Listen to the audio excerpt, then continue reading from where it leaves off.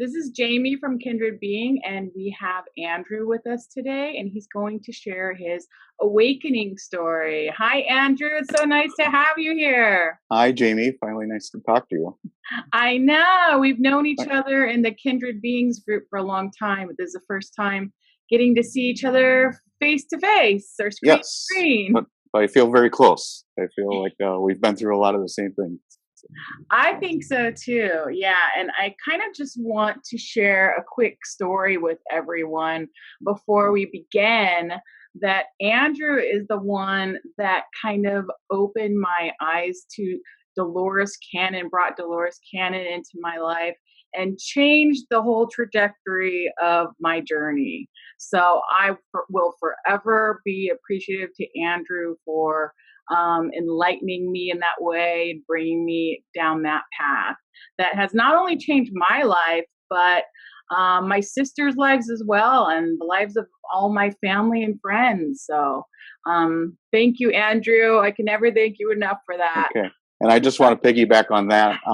And I've thought about that, coming up to this. And I just want to tell you how much I admire that you took the ball and not only went on your own journey, but also you immediately had that service to others.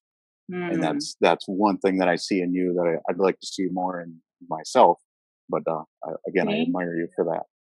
Thank you. And again, that's, the basis of Dolores's teachings, the service to others. So that really touched my heart. And that's something that resonated with me so much, learning about Dolores Cannon and how she kind of gave her life to that cause. Yeah.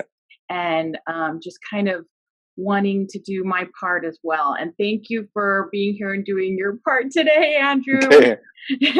We so want to hear your story about how this all began for you. Oh, and I've tried to think of that also, and the danger is falling through so many rabbit holes along the way in the story because it just circles back so many times. But one of the things, as much time as you need. Okay. Today. Okay. Well, one of the things I want to make sure I got out was, and I'll come back to this, but I grew up in rural Minnesota, kind of a quiet family. And at 5 years old, I remember having this recurring dream of being a kite. As a child, I saw myself as a kite when I would dream, and I would be hovering over the house, hovering over the driveway. And as I grew up, I didn't really have those dreams that often, but it never left my mind, that sensation. And then, like in my 20s, early 30s, I fell in love with the Coast to Coast AM show with Art Bell. Really opened my mind, and I remember a guest talking about astral projection, and he had a method of falling into that, and I tried it, and I got really good at it, to where I could almost count on it as I was going to sleep on given nights. And then through being exposed to that more and more, you pick up things along the way. And I heard of, the name escapes me now, that actress singer that got a lot of flack for astral projection. Okay, her name. But she said when she astral projected that she was connected by a golden thread. And when I heard that, my mind snapped back to me being 5 years old, feeling like I was a kite. And so that was validation for me that even as a child, I was astral projecting, and there were other people like me that were going through this too. So, and she was a very brave person for again coming out publicly and trying to push that concept. My just a little more backstory. My mother was very integral at allowing me and giving permission to have an open mind, and she was very much into science fiction, but we also we didn't hide concepts like ghost and other dimensions even as a child. So uh, again, it was just the permission. She didn't force me into any beliefs, but just gave me the right to walk through life looking for my own answers. And then Wow.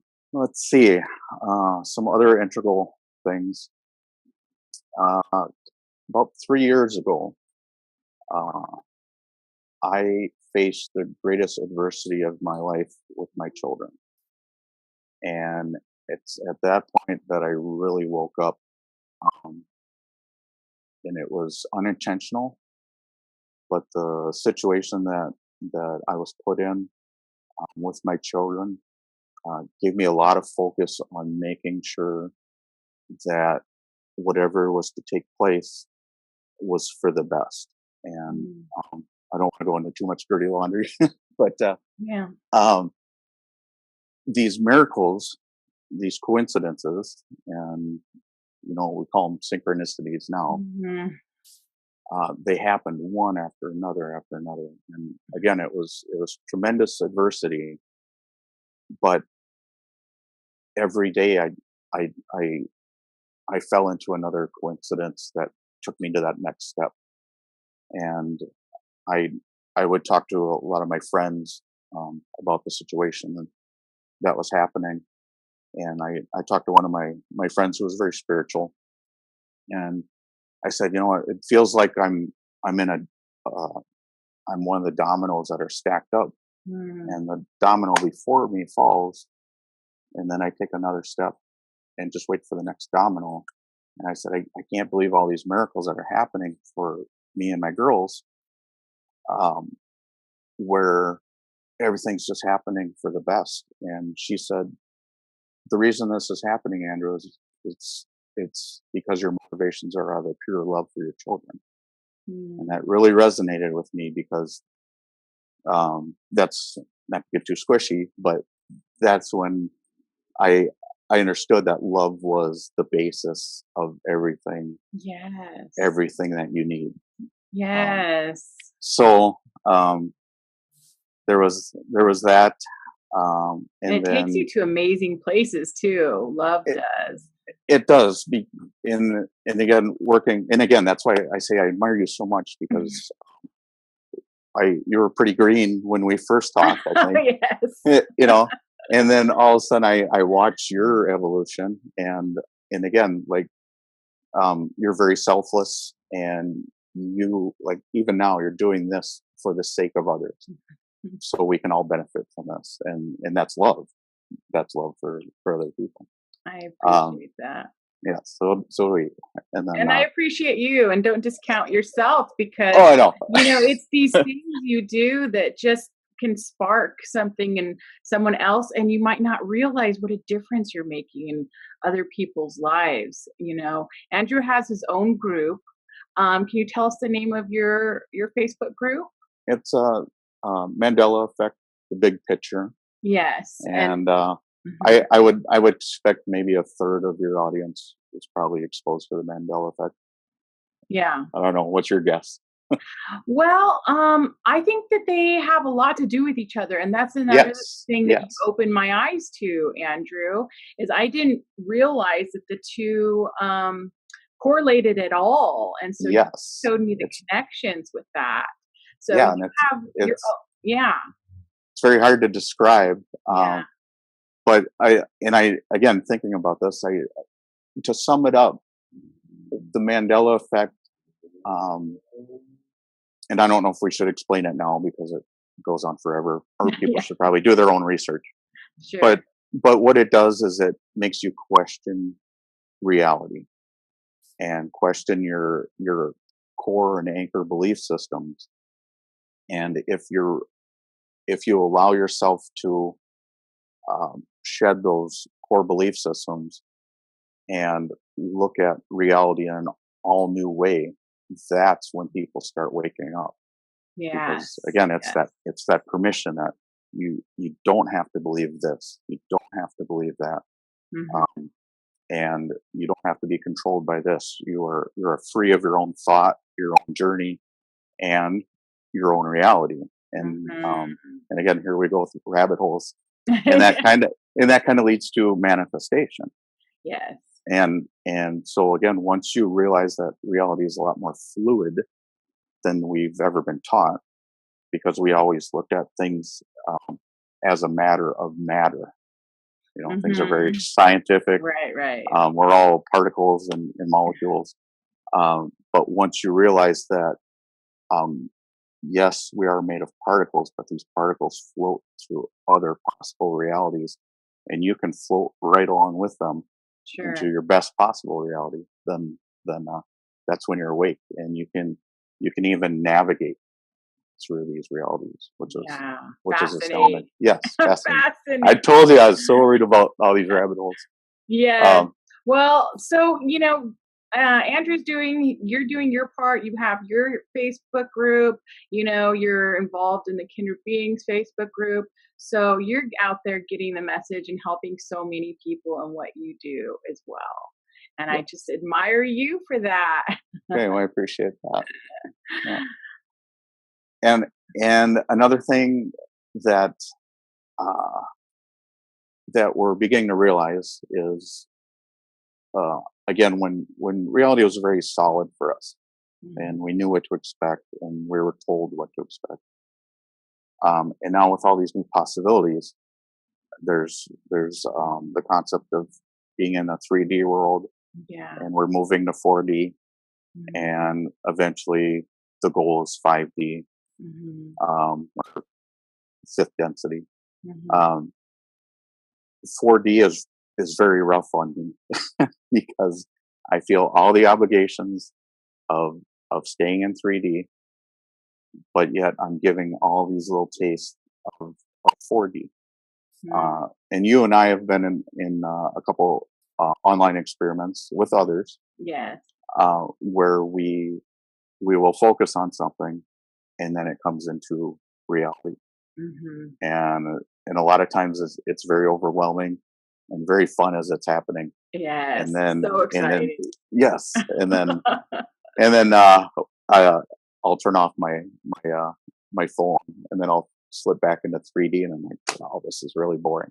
I really like being in 4D. Yes, it's amazing. So. And there's so much more to come, which is so exciting as well. Yes. Yeah.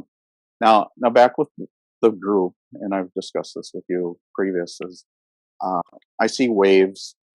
There's membership requests that come in, and I can watch, as an administrator of that group, I can watch how everything will plateau and become quiet for a while, and then all of a sudden we get these large bursts of membership requests, and they're from all over the world.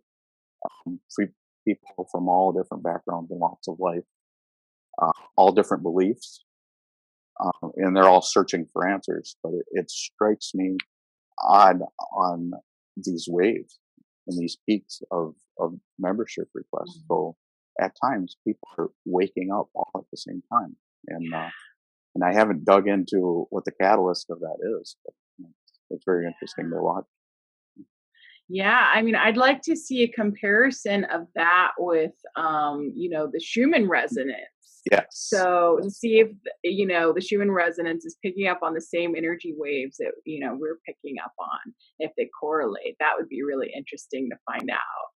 Yes. You got time? I know. It's hard to find time to dig into all this all at once. Yes. There's so much to look into. Yes. But I want to get back to your story about how all this started for you. So you were experiencing so many synchronicities and miracles with what was going on with you and your children a few years ago. And so how did this propel you on your path that you're on now? And how did your reality change through this? Very gradual. Again, it started with my mother having a science fiction background. I was very interested in UFOs as a child. and so anytime I'd have the opportunity to research something like that, and not to give away my age, uh, but before we had to go to the library to find Yeah. things on UFOs, or we'd Oh catch yeah. that one special on one of our 3 channels to watch a UFO documentary that came up once every 7 years or so. And then with the internet, we got a little boost on being able to research things a little more efficiently. Hmm. And then once I discovered YouTube, oh boy, whole new Right. world. But I'm also the kind of person that I'll be very passionate about learning a certain subject, and then I'll plateau, and I'll go, all right, well, that was fun. Let's go find something else to dig into. And so I Hmm. went through UFOs. Um, I went through astral projection. Um, no denying in my mind that you have the ability to actually leave your body while you're sleeping, Hmm. or before sleep. Um, and I lost astral projection at some point, and I was very discouraged. So again, I looked for something else to fill that. Uh, I became a Nibiru junkie. I don't know if you're aware of Nibiru. Well, I actually haven't done a whole lot of research on it, but I have heard of it. So I think I Okay, have a and concept of what it is. yes, okay. So in Nibiru brings up the idea uh, of other species coming to Earth, and so if you look at the whole uh, I don't want to say the mythology of Nibiru because it may be true. I don't know. I've Mhm. I've kind of I've kind of put that off to the side now because I've done it for a few years. Yeah. Um, but it brings up all these other concepts and possibilities that you can dig into, and then, um, but again, that plateaued out. I went through that for several years. I researched everything I could, and then as I'm searching these videos on YouTube about Nibiru, I got to the point where I'm like, I could give one of these videos. I know everything these people Mhm. are saying. There's no new information. The sky isn't falling yet. I've been on this kick for years.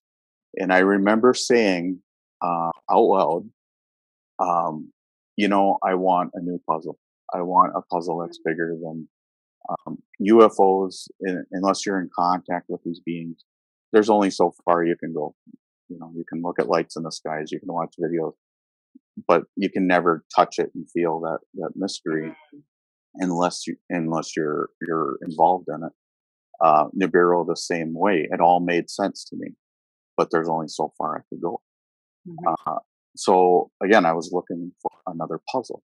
Give me something that I can discover. And I remember seeing a video of the Mandela Effect. Mhm. Uh, the name didn't intrigue me at all, and I Mhm. remember skipping over it, skipping over it, skipping over it. But it came up so often, I'm like, all right, let's give this a look. Let's see what this is all about. And it really opened my eyes. And just to give people that don't know what we're talking about with the Mandela Effect, Sure. just a short answer. We all have core memories, and there is a very large section of the population where we have memories of things in the past that are not the reality today.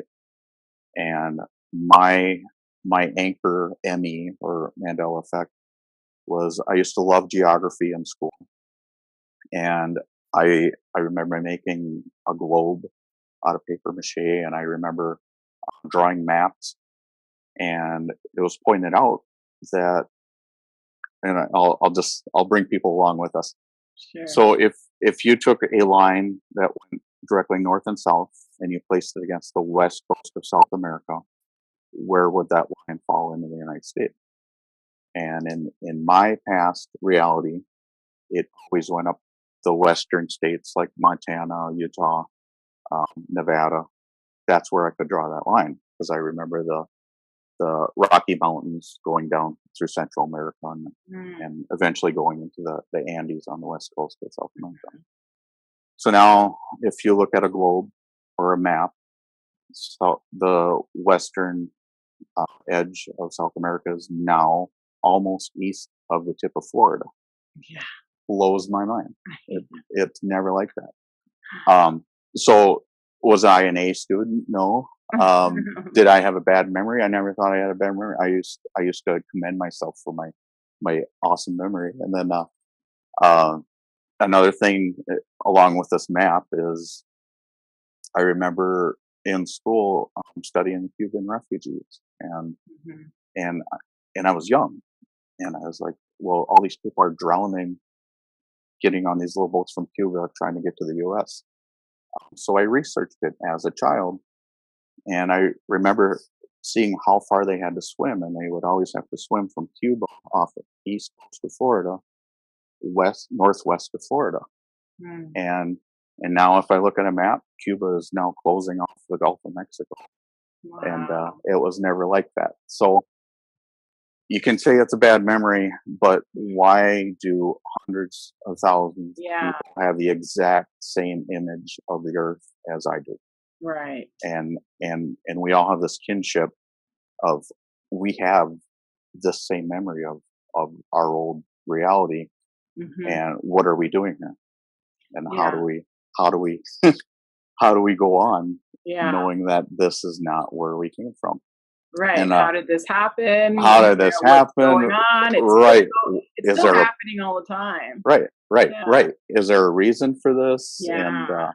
And people dive into demonic intervention, and I I don't I don't put any value in demonic interventions and Hmm. these things. Again, I see a lot of good things happening because of it. I'm not happy about it. Yeah. I'm not I'm not happy that I have to, you know, that my geography is completely different. But but so many amazing things have happened alongside that shift in reality. Hmm. So It so just again, excites me. I get yes, so excited right, right, because and it's again, proof, like in your own mind, even if you can't actually prove it on paper. To you, it's proof. Like, whoa, something's definitely going on. something's definitely going. And again, that's where I go back to. We're being forced to shed our belief system Hmm. and look at reality in an all new way. And another rabbit hole that we can get into is quantum physics, and Hmm. quantum physics explains the mechanics of how this can happen. And Hmm. so another, with the awakening, not only we don't have to be these spiritual flower children anymore. We can base a lot of these um, shifts in energy, shifts in spirituality, and there's science to it Yes. also. So they're going hand in hand. And Yeah. and again, that's kind of where I'm at right now. I'm trying to walk both sides of the fence of the amazing world of spirituality and um, and fluid realities, and again try to stay grounded so I don't appear crazy to my neighbors and family You still and gotta get friends. through the day, right? Yeah, exactly. Interact with others. Right. But yeah, I mean, that's amazing to me too, how much quantum physics and metaphysics seem to be melding. There doesn't seem to be much of a difference between them anymore. And if there is, it's a slight difference. And that's been amazing to watch. And you're right, what we're experiencing that through our other senses that other people may not be experiencing, a lot of it is substantiated with quantum physics. It's amazing. Yes. We're in an exciting time. Right. And um another thing that I want to say, I never got into fiction. Mhm, Give me a textbook and I'll read that textbook from cover to cover, and mhm. I'll learn everything there is about a subject. Was never excited about fiction in school or otherwise, or watching fiction on TV. But now with my younger children, and I'm watching their shows with them, a lot of this is being placed in their shows too.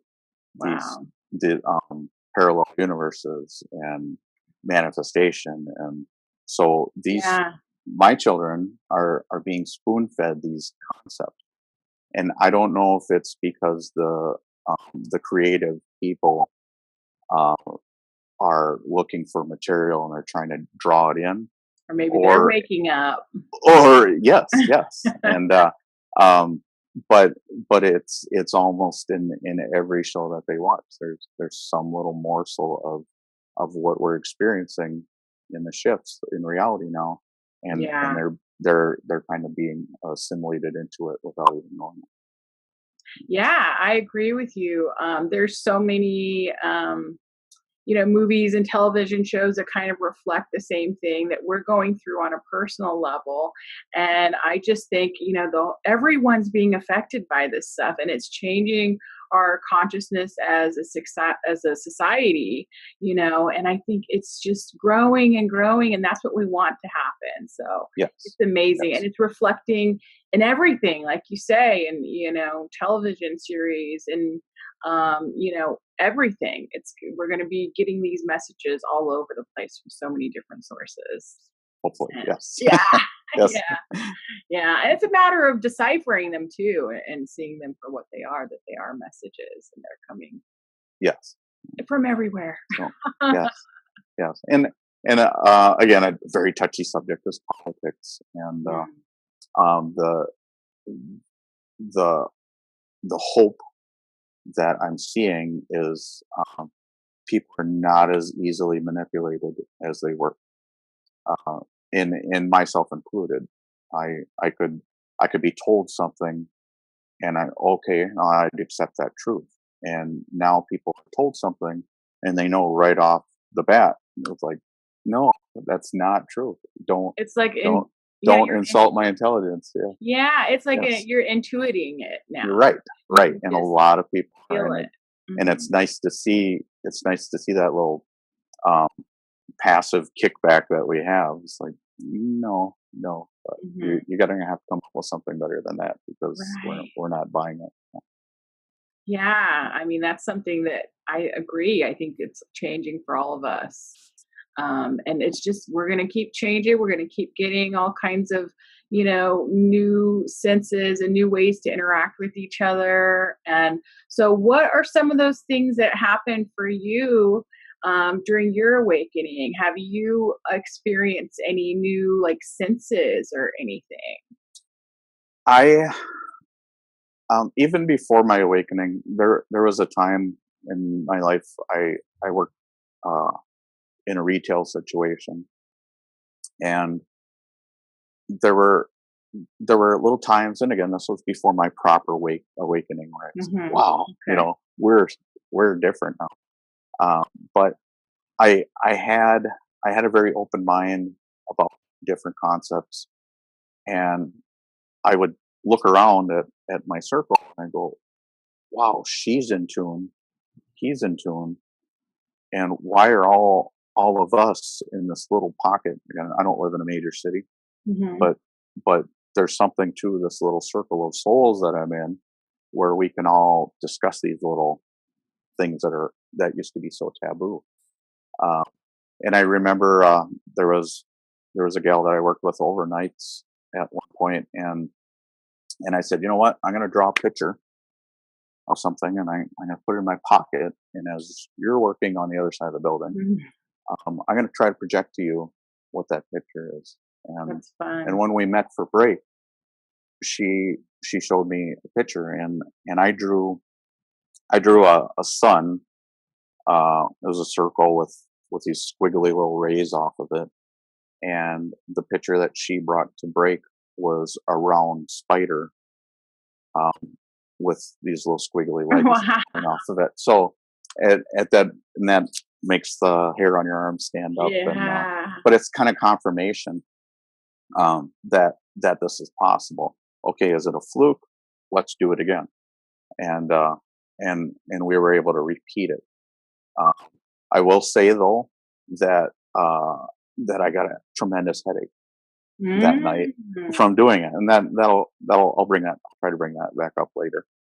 Uh, so there was that little experiment, and then again, when things get real strange like that, not out of the ordinary, um, I and some of the other people I've interacted with, we have a tendency to back off.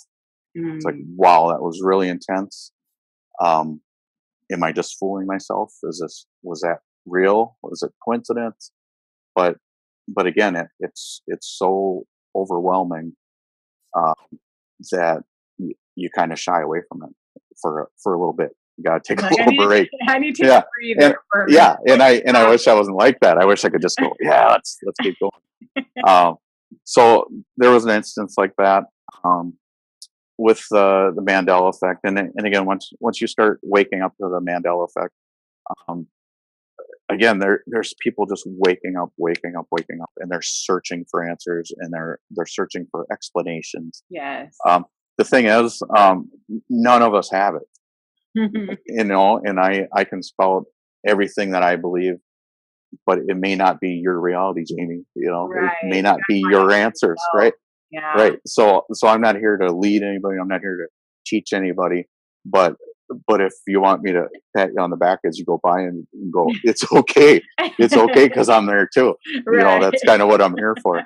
Um, so I fell into one of these groups. I I made the mistake of, oh, okay. Oh, here's another one. Okay. For some reason, and some people put two and two together, but before my great adversity in life, Mhm.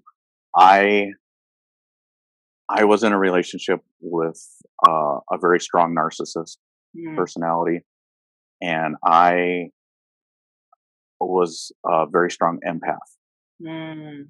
I could walk. Anybody could walk into a room, and I would feel that person's energy. I could know if I could trust this person. I could know if there's something not right about this person. Mm. I could, if I could feel their mood. I was very in touch, and I thought that was normal. I thought everybody had that ability because I never had to look at it before I lived it. Mhm. So I didn't think anybody was any different, and I'd get discouraged with people because they didn't have that same heart as I did, Mm. but yet I expected them to. Right. So yeah, I went through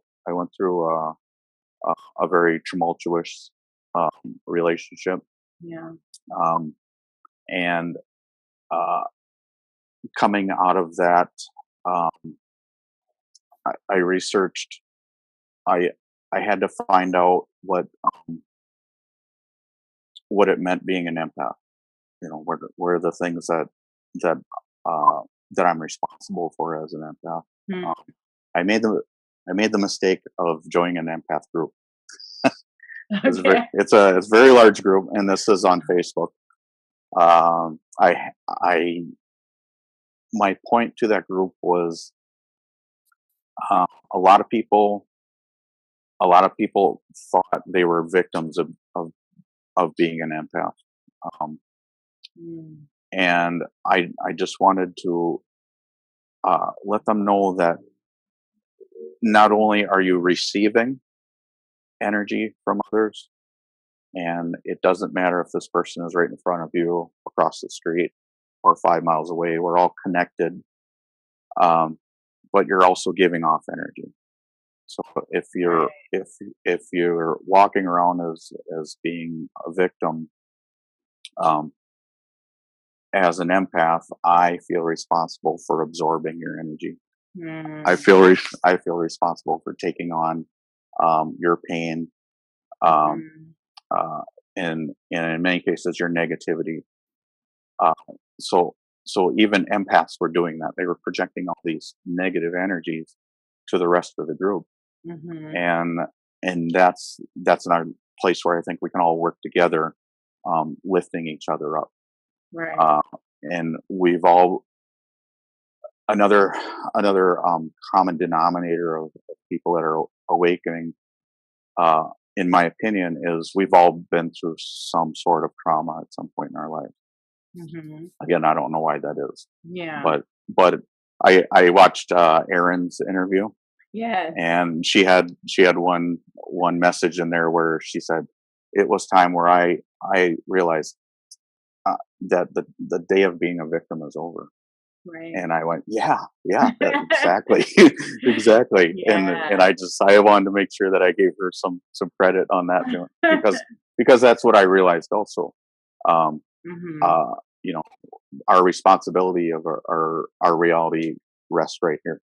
Our Exactly. happiness rests right here. So, so you're asked some other oh, examples of waking up. Uh, so through this empath group, Hmm. I got in contact with somebody who lived in Canada, and her and I had a lot of alignments. And I remember, and this was the first day that we started corresponding online. And I did that experiment again. I said, I'm holding something in my hand, and I'm sending it to you, and I want you to tell me what it is. And so I dwelled on what I had in my hand, and it was a 2 liter bottle of Mountain Dew. Okay. And I said, what color is it? And she says, well, first, she goes, I feel something heavy, uh, and it's cold. We just had some technical difficulty, and we're going to get back to Andrew's story. He was connecting with someone in a group. Yes. Yeah. Okay. So again, this is the first time that I spoke with this person online. I was holding a 2 liter bottle of Mountain Dew in my hand. She was able to describe the color. She described the weight. Um, she said she felt like saying red, but green was the predominant color, and it did have red in the label. So I was amazed, and again, it's you don't just read about these concepts. Don't just take other people's words for it. Start to exercise those gifts. Uh, and all through life, we hear that humans only use like 10% of their brain. What is the rest for? Right. So Exactly. there's got to be more to us than what we give ourselves credit for. And so that was, and again, all these little things, they're not powers. They're validation. They're validation that we are more than what we've been told we are. Sure. We do have a lot more potential than what we were told we were allowed to have. And again, 4D is a lot more fun than 3D. So there was that. I met somebody in my life that we run these parallels. And again, to if I was to explain all these things to you, you'd go, "Oh, those are just tiny little things."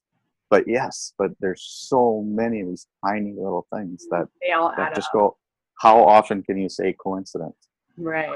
How many times a day can you say, "Oh, it's just another coincidence"? Oh, it's just another coincidence. Yeah. So there's somebody that I met about a year ago, and I don't know what purpose we have in meeting each other, but I do know that there's what may happen in my life. Any little, and I'll give you an example, and again, it won't mean anything to you. But I stopped to talk to her hadn't talked to her for about 2 weeks, and I stopped by her store, and I sat down next to her. She was outside, and she said, and I said, I only got a couple minutes. I just stopped and wanted to say hi. She says, well, I want to show you something. And she went out to get her keys, and she brought me to her car, and she showed me this old violin. And it was a wreck. And I'm a musician, so she thought I'd appreciate that, and I did. I said, well, I have to go to my friend's house. I told him I'd be there, so thanks for showing me that. I have to go. I went to my friend's house and drove in the driveway. He's in the garage. I've been in his garage many times before, and I look on the wall, and there's this old violin case, and I said, "Is that a violin?" And he says, "Yeah." He goes, "It's an old tattered one that's been in my family for years." So again, just within a few minutes, for some reason, I hadn't stopped to talk to her for 2 weeks. I took 5 minutes out of my life to go talk to her. It was important that she showed me a violin. I'd go drive 4 or 5 blocks away to my friend's house, and seen pretty much the exact replica of that violin in Wow. another, and it's things like that that happen on a daily basis. And Hmm. again, it's validation. It's validation that there's something happening. Yeah. So, do you think that's what it is? Is it all validation, or is there a message in these things that you're getting I synchronicities about? Yes, I'm open to both. right, and a lot of times, and I meet a lot of new people. I'm I'm an introvert, and I'm IMFJ personality, so I don't have these tons of friends that I go out and party with. But the people that I connect with are very special to me. And I'm at the point in my life where I just drop it on. I say, I'm kind of a weird person. Here's what I got. This is how I live. And 9 times out of 10, they accept that. And 9 times out of 10, I get that back. They open up and they tell me about the wondrous things that happen in their life. Mm-hmm. So is there a message? I definitely, sometimes you get guided, you get pushed into the direction that you should be going. And I think synchronicities are saying, okay, you're right where you're supposed to be right now. Thank you for following the guidance. But then there's also things where, and I tell all these people that I tell about my awakening. I say, you just have to look and you have to listen. Mm-hmm. Don't try to control everything. As this, um, I had another person that she had a little upset with her car, and she's backed into a corner. And I said, the first thing you do is don't worry.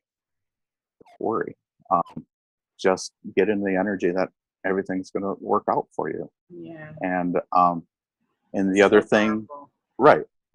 And the other thing is, don't try to tax the universe to manifest every little detail for you. Don't make it work that hard. Just manifest that everything's going to be fine. Let the universe work out the details, because that's all it has to concentrate on now, is everything's going to be fine. If you try to manifest every little step along the way, that's just too much work for you and the universe. So just lighten up, trust, keep your eyes and your ears open. You'll see these signs throughout your day. You'll hear it on the radio. You'll see it on billboards.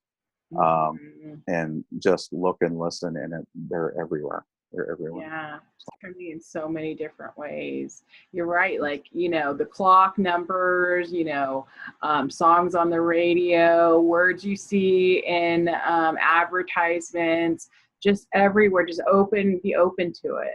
Yeah. Yes. And it's funny you should mention numbers, because again, like when you're researching this, or when you're trying to find explanations, and you fall into these different theories and ideas, and then somebody will say, oh, repeating numbers and 1111, and for a very long time I was like, oh gosh, I feel left out. I don't have those repeating numbers in my life, and what am I missing? What am I doing wrong? And so I didn't give it a lot of great importance to my awakening. And then recently, within the last 3 or 4 months, all of a sudden I'm just getting inundated with all these repeating numbers and these these codes, and it's again, it's just validation that we're all connected somehow, and and what's happening to one person is happening to that person across the street. Right, or across the world. yes. And that's another thing that I want to point out. It still just boggles my mind how I live in a small town, probably about 2,500 people, maybe more. But I feel very out of place here. I don't feel a lot of kinship where I'm having a discussion with you for the first time. I feel totally comfortable with you. I feel very close. Mm-hmm. Um, and you get this with people, again, from halfway across the world, totally different background and upbringing, environment. Everything is different about their lives, except we are aligned spiritually. Mm-hmm. And how does that happen? How do we have Yeah. such a kinship with one another, to where we can go, I'm experiencing this, and they say, yes, I'm experiencing that same thing. Mm-hmm. And it again, more validation that Yeah. there's something to this. Yeah. I mean, that's what encouraged us to create the name for our business, Kindred Being, that we're all connected. And it Yes. doesn't matter how far we are, we're connected, and we're all going through the same journey. And even those who aren't awakened at this moment, they're doing what they're supposed to be doing in their journey too. Right. Everything's happening as it should. Yeah. Yeah. And that's the thing too.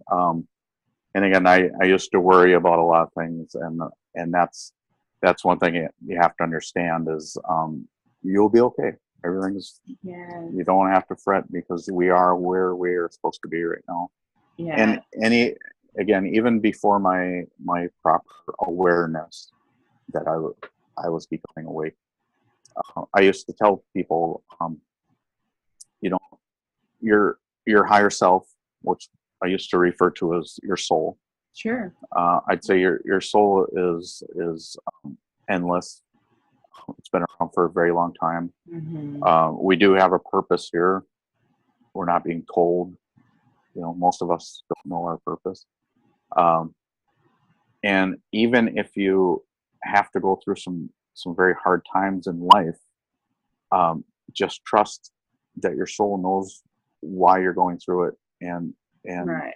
and that everything's going to be okay on the other side, and you're going to be a better person for it.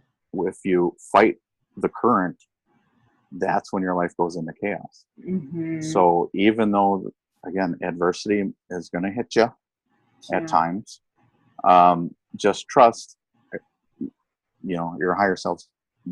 It's got your back. Yeah. You're going to be okay. It has a bigger Go, plan. right, and go through that experience. Be strong as you're going through it. Be confident that you're going to come out on the other side, and it's going to be short and swift. You're going to come out on the other side being a much better person when you win it. So That don't is resist so it. big. Yes, That it is is. so big because, well, I know for me and maybe a lot of other people before their awakening, you get caught up in that tumultuousness of emotion and all these, things that come your way, all these obstacles. You get so caught up in it. Why me? Why is this happening to me? You get caught up in that. And then so with this awakening, you're realizing that everything's going to be okay. And it changes your entire life when you Yes, put and that kind of energy out. right, and not only that, but you have to remember that you are inevitably responsible for your own reality. Yeah. And even when the bad things come, that adversity, you you gave yourself permission to go through that in this life, Mm-hmm. get through it, and take responsibility for your reality. Manifest the good things. Right. Manifest overcoming those things. I, again, with we I was raised Catholic, um, and I'm glad that I had that background. I don't practice it in the way I was taught. Mm-hmm. So right now we're learning, again, that it's about connection to source, and Yeah. source being the equivalent of God, that I was taught. So you kind of answered, what led to your awakening and when your awakening was. Did you have any other kind of awakening symptoms that you noticed in your body? One of the things I want to make sure that I talked about Sure. was again with astral projection. Um, you put yourself in a state before you fall asleep, and you leave your body prior to sleep. And I remember, again, things get very overwhelming sometimes, and when you're looking for answers, and all these factors are coming at you, and you have to pick apart which theory you want to go with. And the trouble with theories is there's so many that make it work, and so you have to find your own truth. And again, as you exercise these gifts, when you're manifesting, and when you're sending and receiving with other people, and it all becomes very real in your life, and you're getting overwhelmed. There was a time where I remember waking up, and my eyes were just beginning to open, and I had that same sensation of when you astral travel. However, it was when I was ready to wake up for the day, and I was still half asleep. And I don't know if you ever heard of anybody telling you they got a download, but I got one of those downloads, and it was equations, just a barrage of equations. It was colors, it was tones, it was vibrations, and I experienced the whole thing. I would say the first one was about a minute or so, where I just couldn't wake up yet. I knew I wasn't sleeping anymore. I saw the room, and as my field of vision went across the room, I just got all this information and just dumped on me. And when it was over, I felt very euphoric. I felt like, wow, that was amazing. And It sounds again, yeah, and again, it was just one of those things like, oh my God, this is real. This is happening. And then a few days later, I got a very short one, just same method as waking up, and I got like a little 15-20 second bite of that again. And I'm curious, do you remember any of that? And it's because it's just poured on you. Yeah. You can't make sense of any one thing. But it was every sensation. Again, it was, you could feel energy, you could see numbers, you could see colors and washes of everything. And again, you feel very special that happens. That's happening to you. And again, then you get back into 3D, and you're like, that's yeah. And probably discount it when you're feeling 3D. Yeah, but, yes. But you know what? Yeah, another thing I wanna impress upon people is we're all searching for answers and explanations, and I was too. I look at everything as this big puzzle, and we were never given the box, so we don't know what the picture looks like when it's all done. I like that. But yeah, but like every piece, every piece needs to be used. And again, like organized religion, I have a hard time with. But again, I was given that experience to learn it. So that's a piece of my puzzle, because some of that is very relevant to the awakening. I'm not dismissing it. I'm just saying that it was given to me with a corrupt message. So now it's now trying to figure out where that piece fits. Sure. I know it fits, but I don't know what that big picture is supposed to look like when it's done. But but we're just getting these little pieces every once in a while, and when we go, aha, that goes there. All of a sudden it fits, and all of a sudden it makes sense. Right. Yeah. But my point in that is the things that make life worth living, and again, we feel like we want all the answers. Oh, if I could have the explanation of everything, if I could control the universe. But you have to think, what would life be like if you had all the answers? What would life be like if you didn't have adversity? And in my opinion, it'd be very mundane. Because the greatest sensations we get as human beings is overcoming adversity, figuring something out.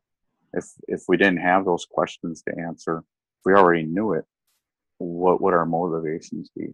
And I think that's why this mystery is so fun, is because we have to go out and search for our answers. And when we get that little morsel, then we've achieved something. Oh, I got this figured out. I understand this now. And then you go on and you find another piece of the puzzle and it fits. Yeah. That was actually a big one for me too. When I was actually thinking about, the new earth and what it might be on the new earth.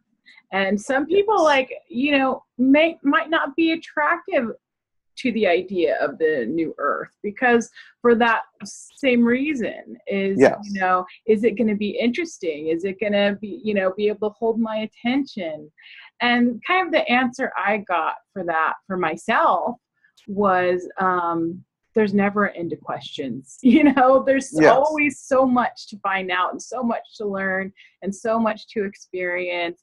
And we're going to be able to do it in a new way. So, Right. And even these little glimpses of new earth, what I'm gathering from the information that I've heard from other experiencers is that we still have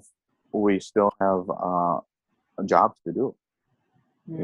We just don't go sit on hammocks and have pina coladas handed to us. We still have things that we need to fulfill once we're there. Sure.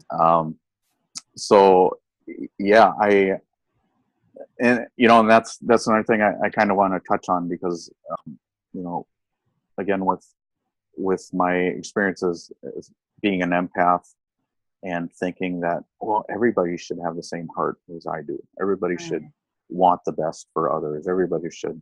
And it's very discouraging when you find out that's not the reality. So the idea of new earth is very enticing to me. It seems like a very peaceful, simple existence. And I'm definitely on board on going there. But again, I still have a foot in 3D.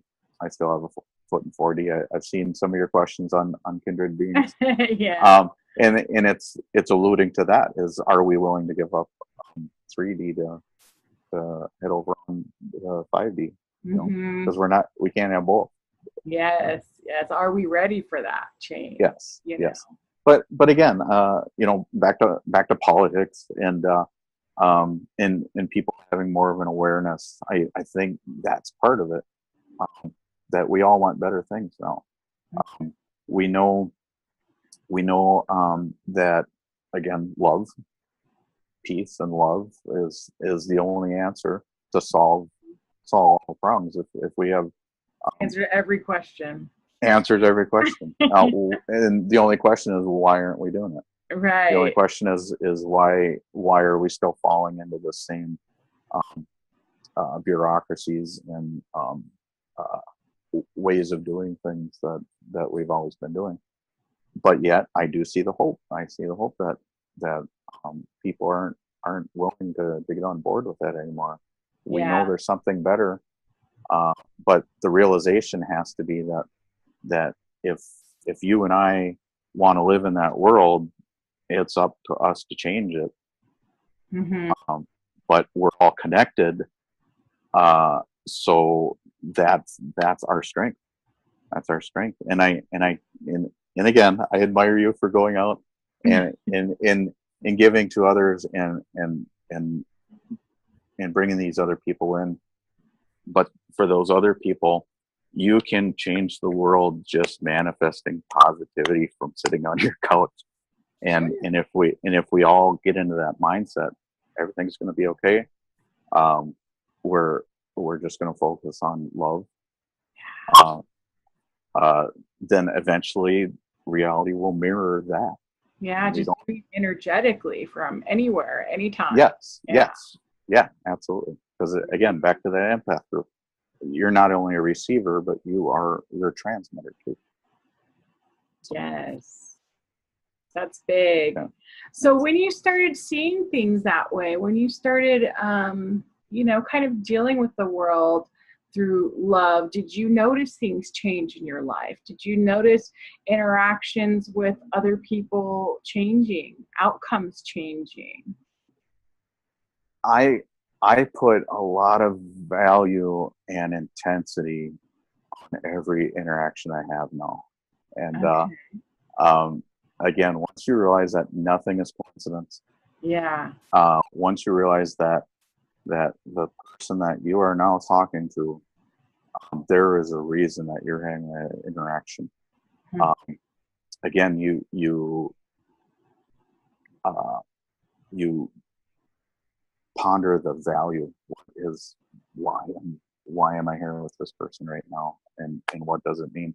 So have things changed? Absolutely. And again, the simple thing about the violin, and signs, opening your eyes and listening. Again, why did that happen with the violin? I don't know, but I know there's an importance that experience happened. But it's not my job to do guesswork and try to figure out why it is. Now all I do is wait for the next sign and the next bump to go, okay, you're gonna switch over into this vein of reality right now. And wow. So again, I've told you in the past, when I feel these peaks of energy and these things are happening around me, and then when that energy falls, because everything cycles, we don't maintain these peaks consistently. These big things happen, monumental things happen in our lives, and then they dissipate for a while. It's very disheartening at times like that, where you go, I want those amazing things back in my life. So again, you try to stay very open for amazing things to happen. Right, and just know that it'll happen again. You're right. Yes. You're going on this. You're riding the wave. Right. Yeah. Yeah. Well, that's amazing. That sounds like some big changes happened for you. Yes. And another thing that I didn't know how to do in this interview, but I did a little experiment on your Kindred Beings group, and I'll just bring people through that, where I don't meditate often, but I was getting these signs, everywhere I'd look, they were saying, you gotta meditate, and this is on media, and this is on and they're like, you hear doctors saying, we prescribe meditation to our patients, and I'm like, all right, I get it, I've heard it enough. I'll give it a try. And then another one of these synchronicities was when I meditated for the first time, I cup my hands together as they were on my knees, and I cupped them in this relationship to each other, and I felt a push and pull between them, and I was like, oh, okay. And as I brought them closer, and it was about 4 or 5 inches away from each other, where I could feel this effect that one hand had on the other. Okay, and then the next time I meditated, which was several weeks later, I didn't have to go as far, and I could feel that, and it's like, there must be something to this. I meditated with my 8-year-old daughter at one point, and she felt it right away. So again, more validation. Um, Mm-hmm. she says it feels like two magnets, Dad, and I'm like, yes, exactly, exactly. You know what I'm, and and then and then I watched a video, and somebody was talking about something totally different, and then he said, and then he goes, I can't explain it, but when you meditate, you get this feeling of it's like two magnets in your hand, and so that was like my third sign, and then I went to see the movie Guardians of the Galaxy 2. Oh, okay. And then there's a part in there where the father meets the son for the first time, and he says, "Put your hands together like this," and they make this little energy ball between their hands. And this was the day after I meditated with my daughter. And Wow. here on this movie screen, they're doing the exact same thing as my daughter and I were doing the day before. Wow. So I kind of dealt with that. Months went by, and I maybe meditated a handful of times after that. It's not something that I do all the time, but I live a very busy life, um, and I finally got a chance to clean the house, and I got home, and I gotta take care of the house now because I've avoided it for so long. And after running around the house for a couple hours, I sat down in a chair, and my hands were on both arms of the chair, and I kind of put my hands in that perspective to each other, and I felt that energy, and I was like, am I just imagining this? Is this, does my mind just tell me that there's this pressure between my hands, or is it a real physical energy? And if you go to Kindred Beings, and you can, in my name up, Andrew Ryle, Yes. you can find the experiment where I put a piece of paper on the edge of a needle, and I had the first one I posted. I was so happy because after a minute and a half, I was able to move this piece of paper with that energy. And I made a lot of people sit through that minute and a half video. We were so excited to watch it. I know, but then like I never got back to cleaning my house because I was so entranced with this. So I kept trying different things, and then it became instantaneous where I could just approach that paper and move it. It didn't take me a minute and a half anymore. It was within seconds. And I could manipulate it to go in the direction that I wanted to. And you had asked, is this a mental thing, or is it an energy thing? And it's totally energy. It didn't tax the mind at all. We exude an energy from us, and it's just learning how to direct that. So again, it's delving into these little gifts that we all possess. There's nothing special about me, other than that I'm willing to open my eyes. Right. And and again, exercise these gifts. Practice. It's just like any other muscle. Mm-hmm. If you don't use it, you lose it. If you don't develop it, it's not going to be strong. But now I'm playing with all these new parts of my brain, and they're getting stronger. And again, sometimes I get overwhelmed and I got to back off. But then, I get too excited and overwhelmed. And then, but then again, you're like, oh, this is 3D is boring. Let's go practice some more metaphysical stuff. And it's fun, very fun. Yeah, it's so cool because we're beginning to integrate all that into our lives, and how can we use those gifts and those other senses practically in our lives? I find it fascinating.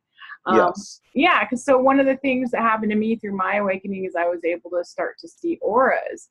And so one of my favorite things to do is just walk around town or walk in a busy area and take a look at people's auras, and I find it so interesting. So we're learning all these new skills, things that we may or may not have been exposed to in our lives before. And then we're bringing them in, practicing them, exercising them in our everyday life. And it just changes the way you look at things. And all of a sudden, you walk through life with amazement, like, wow, this is so cool. Wow, that's so cool. Right. And again, very validating. And back to like manifesting, I found out that it's very hard to manifest for me, and it may be different for others. It's very hard to manifest things you want. Um, but Why is that? but I seem to have a knack to manifest the exact things that I need. Right. I'll give you a couple other coincidences, and I say that sarcastically because none of us believe in coincidences anymore. Right. But another thing I want to say is when these little things happen, I'm going to back up again. Sure. One of my worries is again, you don't want to appear crazy to your neighbor. You don't want to appear crazy to your spouse or to your family, to your friends at work. So you keep the stuff bottled up, and that I don't keep a lot of friends, but the ones I do, I either trust them or they're not my friend. And so again, I will tell them, this is the kind of mentality that I live with on a daily basis, and you can accept me or unfortunately I don't have a lot of time to give you. So when these things happen, I had to make a choice. Like, okay, well, there's the friend in the society thing. You don't want to appear crazy, but it's so wondrous. You don't want to keep it to yourself either. And then I had to decide, when am I going to bring my children into this? When am I going to start discussing these concepts with my children? And they're being taught at their mom's house. They're being taught a strict, again, organized religion background, as I was, and I feel that's very important to them. But I also want to share the experience that I have through life with them, and let them know also it's okay. It's okay to have experiences like this. It's okay to have gifts. So there was one time where I picked them up from school, and the weather here in Minnesota, you go from a 70-degree fall day to a 30-degree day the next day when the seasons are changing. Yeah. And I picked them up, and I wasn't prepared for that 30-degree day, and they didn't have winter coats. And I received the first one in the vestibule of the school, and I was waiting for the second one. And I said, "You don't have a jacket?" "No, we don't have a jacket." I said, "Okay, we gotta go to this. We gotta get coats." And then my second daughter came out, and I said, "You don't have a jacket?" She goes, "No." It's like, "Oh, it's gonna be cold tomorrow. We have to go get coats." So I said, I got groceries. Let's go home.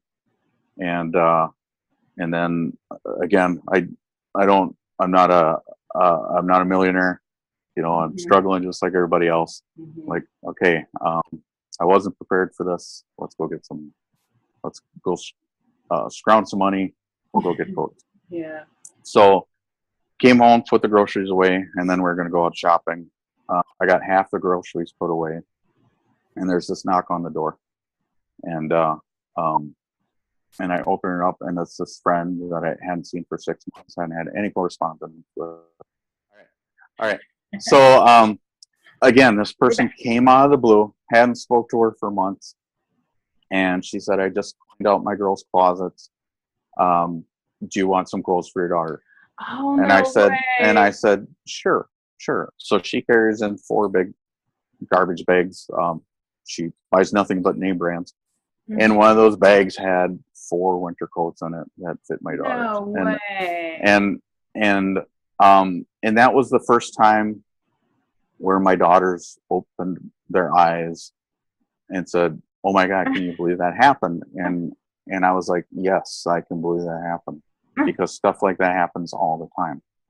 So from that point on, when any of those things would happen, then I'd say, remember the coats. And because now that's kind of a landmark of life gives you surprises when you need them. Right. And I wasn't upset.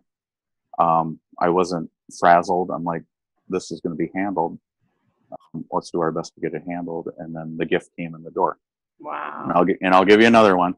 And again, these are little things, Jamie. They're big. But there's so many of them. They change the way you see things. These things happen all the time. So I did a little remodeling on a house. I made another bedroom in the house for one of the daughters because they had to share a room. It's like, well, they're getting old enough now; they need a separate room. I started putting the wall up, and I knew that it would need a supporting wall in the basement, but I only had enough 2x4s to do the wall for the bedroom. But as I put up the drywall and I walked by, I could hear the drywall creak, and I'm like, oh, I have to put a supporting wall up in the basement. I'm a woodworker, by the way. Okay. And then I went out in my garage, and I didn't have anything for 2x4s to put up this supporting wall in the basement. And I told the girls, I'm like, we gotta stop now. All I had in the garage was this old fence that was taken down, and the 2x4s were twisted, and they weren't something that you want to build a supporting wall with. And I said, but I have to get something up in the basement for now, just to hold it until I can get back to the home depot store. So I was reluctantly just about to cut one of these old fence members, and my neighbor drives up again, a man who I haven't talked to in a couple months, and he pulls up in his truck, and he says, "Hey, you want some 2x4s?" Wow. And I said, I could not tell you how much I need 2x4s at this exact moment. And he says, well, I got about 10 of them in my garage, and he doesn't do any woodworking. He says, they've been getting in my way, and I thought maybe you could use them. And I'm like, absolutely, I can use them. So again, they're just little things, coincidences, miracles, manifestations. Yeah. So there's something to it, and absolutely. And again, you need to be grateful. I never understood that. Have you ever read The Secret? Yes. Okay. But it's been a while. Yes, yeah. So I read that book when it was all the rage, and again, that was a totally different concept from what we were living in at the time. Again, you were told what to believe. You were supposed to play the hand you were given. And The Secret, I remembered after I read it, I was so excited about the idea that, hey, I can manifest things in my own life. I don't have to ask other people for it. I don't have to wait for reality to get around to it. I can do that from within. Sure. And it slowly over the years, what's been about 20 years now. It's been something that I used to have to work at, but now it's just locked in my subconscious. Wow. When there's something that's beneficial, and you just trust that it's going to come into your life. It comes into your life, and it does. Yeah. That's amazing. That's huge. So you're controlling, by your energy and by the energy that you're putting out, the experiences that you're having in your life, manifesting. That's amazing. So, and now I believe it's on a subconscious level that, sure. Like the coats and the 2x4s. I didn't set out to receive those things. But I had a need and someone, and it may just be my higher self that automatically fulfilled that need. Yeah. If you just put that message out, and even subconsciously as well, you're setting that intention and you're trusting that what you need will come. And it usually does. Everything's going to be okay. Yes, everything's going to be Yes. okay. Yes. Yeah, absolutely. So, with your relationships with others, has anybody noticed, the change in you since your perceptions and concepts have shifted? How are other I, people relating to you? How are they seeing well, you? again, like there, for many of us, there's your pre-awakening circle, the Yeah. people that you hung with, and then, and again, the life that you led. And then once you awaken, then your value systems change. And, and I've tried to identify some of the people from my former circles, that, maybe they just might accept some of this. And, there's a lot of reluctancy. Um, Again, they want to, um, give you the benefit of the doubt. And there's some people that you can break down a few skins of the onion, um, Yeah. down. But and I saw, there's a gentleman, I forget his name, that you'd interviewed too, and I watched that interview. Oh, Um, Ronnie. and yeah, Yeah. and you had asked, is it our responsibility to wake other people up? Mm. And what I found through the Mandela Effect group, and through watching this community, share their experiences, is no, you really can't wake people. Yeah. You can nudge them and say it's time to wake up, um, and they have to take it from there. Again, Yeah. none of us. The best thing about this is, that none of us are leaders. Right. This is all a very personal journey for each one of us. I'm not telling you what to believe, Yeah. and I'm not telling you that my reality, that I live in, is the same reality that you live in. Um, and I'm not here to force any beliefs on you, Hmm. but I am here to encourage you to, Yeah. open your mind to the possibilities that are out there. And like you say, you see auras. I don't. Hmm. I'm not. I. Uh, but that's that part of my journey. You know? Hmm. And and one of the metaphors that I kind of got in my head was, when you look at a galaxy, I don't know, just go, I'll go a little science on you. Sure. There's all these spirals. It's usually a spiral Hmm. armed galaxy, um, and in the middle, everything is condensed into a black hole. Um, and all these stars are going around this galaxy in these different bands, arms, and again, from the outskirts, um, everything's very spread out. But further and further and further you get in, um, it's more condensed and more connected. And that's kind of the way I see souls, people, is we're all connected to source, um, but we're all on these different, arms, and Mm. we all have our own little solar systems. We're not meant to, push anybody Yeah. else into source.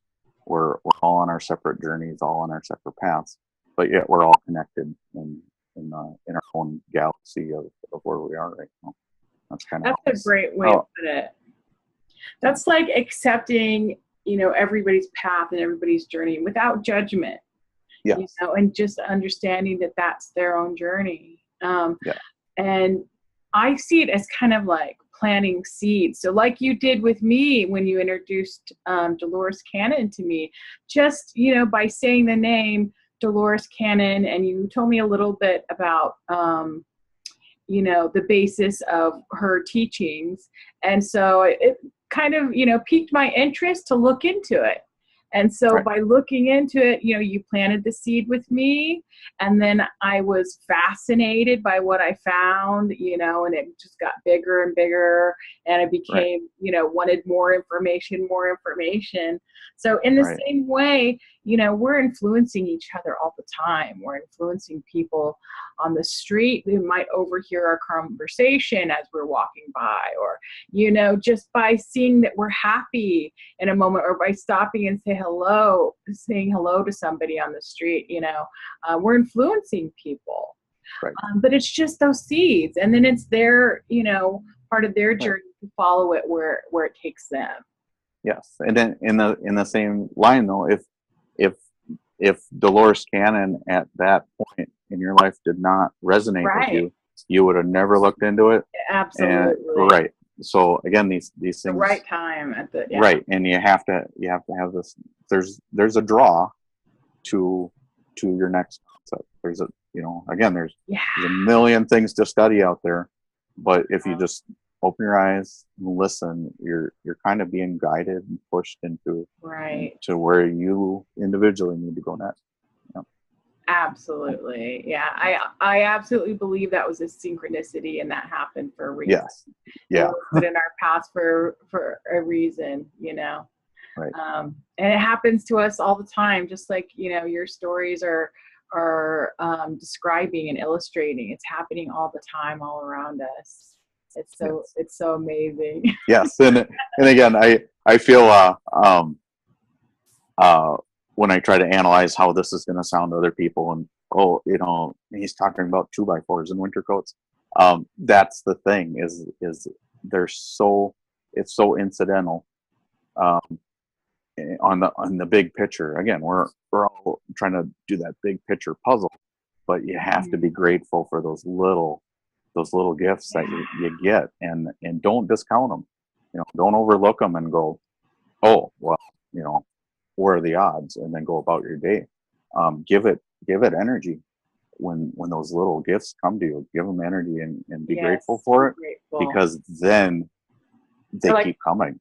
They keep coming. Yeah. So it's like they're, these beings are saying, your angels or your guides are saying, oh, he appreciated that. He enjoyed that. Well, let's do more of that. Let's send more of that to him.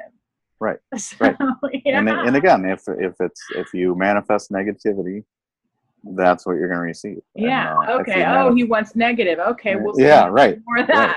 Right. Oh yeah. He's always dwelling on lack. So that must be what he wants. Yeah. Right. Right.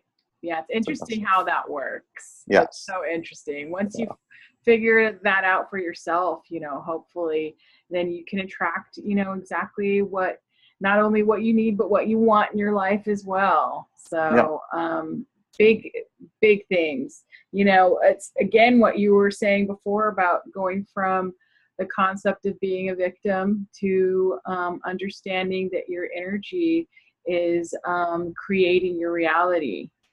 Yeah, all the responsibility relies within you for everything. That's huge. That's huge. And at first, it's a scary concept, but because that could be a lot on your shoulders at first, until you realize that it's just about letting go and letting it flow, letting it. Right. And again, we're trained to blame others for our situations and our circumstances, and it's like no, it all goes back right here. Yeah. So let's see. So you received some downloads, and I found like that was such an interesting download that you had, because my personal downloads have been like, I feel energy coming into my body. Like when I open up my crown chakra, if I'm meditating, actually, feeling energy come through, and I'm like, whoa, okay, that's big. But I might not recognize the information as I'm getting the download. So I found that so fascinating that you were getting visuals, you were getting, actual visuals during your download. That was so cool. Yes. And, and it's funny too, because I've recommended meditating 1,000 times more than I've done it. It's so when people go, well, what can I do? I'm like, meditate. And like you're saying, you feel the energy. And what I always tell people too is just take 10 minutes and quiet your mind. And that's all meditating is, just quiet your mind, and all you're really doing is reconnecting. Mm-hmm. Again, you don't have to go into meditation with any purpose. You don't have to go into meditation with any great revelation or outcome. But even that 10 minutes time that you give it, it'll catch up to you. And it's not when you're done and you get up. It's when you go about your day and the next day and you're connected, and that's when it pays off. It's You can feel so it. yeah. So again, like the download was, again, I was getting swept up into 4D, and the 3D me is saying, whoa, whoa, whoa, put the brakes, put the brakes on. You're getting a little, you're getting a little ahead of yourself. And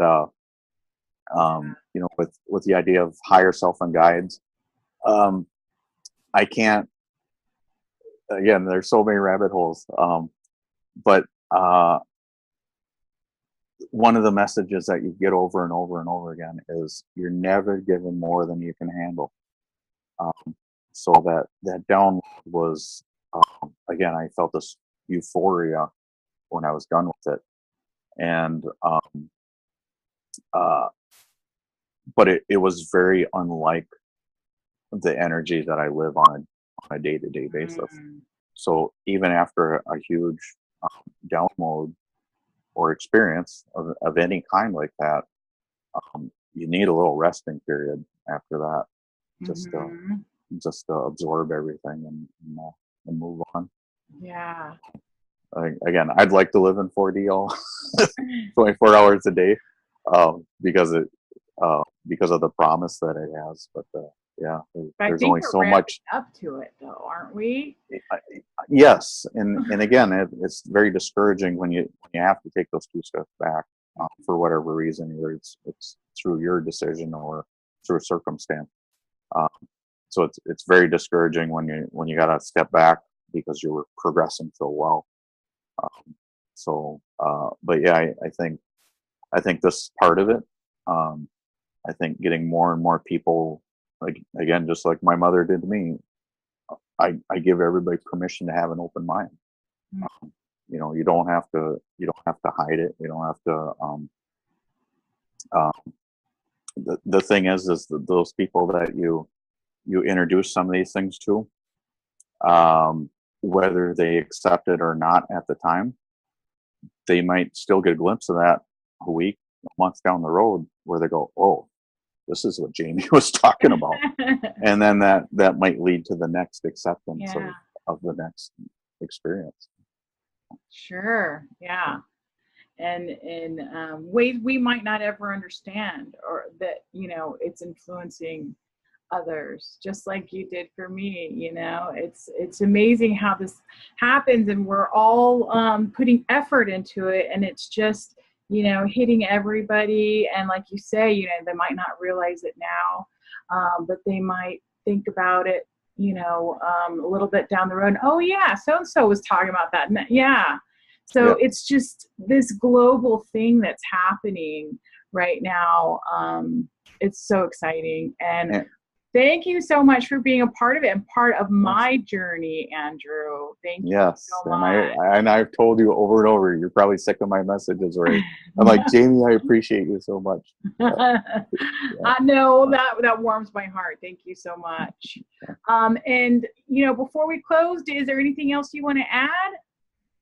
No, I think we covered everything. I think we covered more all than the enough questions. Yeah. Yes. So thank you so much for sharing your story. It's a beautiful story, and I know it will touch so many. Thank you for giving your time, for being here, and thank you for all that you do. And where can people find you to hear more from you? Well, there's if you can message me through Mandela Effect, the big picture. If you'd like, feel free to join the group. Yes. I'm a member of the group too. Yes, and I'm very interesting posts. Yes, and I do try to filter out people with ill intent when they ask to join the group. like earlier you mentioned judgment of others, but there are a lot of profiles on Facebook that are just wanting to stir up some controversy. Yeah. And but yes, I have a good feeling about people. So Yeah, I think there's a difference between judgment and discernment. there you go. There you go. So don't throw your discernment out the window. Right. Yeah, we got to hold some of that. Yeah, there's all kinds of fascinating information in Andrew's group.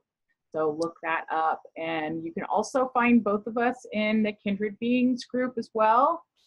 And thank you again, Andrew. And I hope you'll come back another time, because it seems like we have so much to talk about. We could go on forever. Oh yes, and again, there's topics we haven't discussed. Yes. Yes. So there'll always be another time. Yeah, we can do that in the future. Okay. So thank you all for watching, and we will see you in the next video. Thank you. Thanks.